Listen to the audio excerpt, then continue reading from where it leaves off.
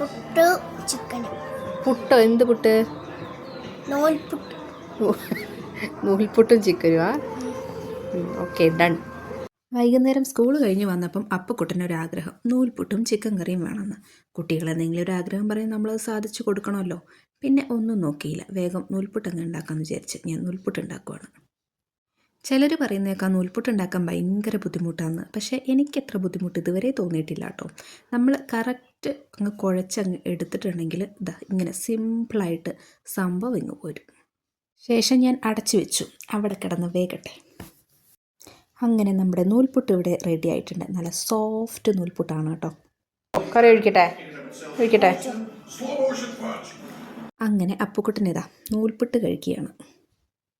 എൻ്റെ മോൻ്റെ മുഖത്ത് ചെറിയൊരു സങ്കടമുണ്ട്. സങ്കടം മറ്റൊന്നുമല്ല, കുട്ടി വന്ന് പറഞ്ഞത് നൂൽപുട്ടും ചിക്കൻ കറിയായിരുന്നു. പക്ഷേ ചിക്കൻ ഇല്ലാത്തതുകൊണ്ട് ചിക്കൻ കറി വെക്കാൻ പറ്റില്ലല്ലോ. അങ്ങനെ കടലക്കറി കൂട്ടിയാണ് അവൻ കഴിക്കുന്നത്.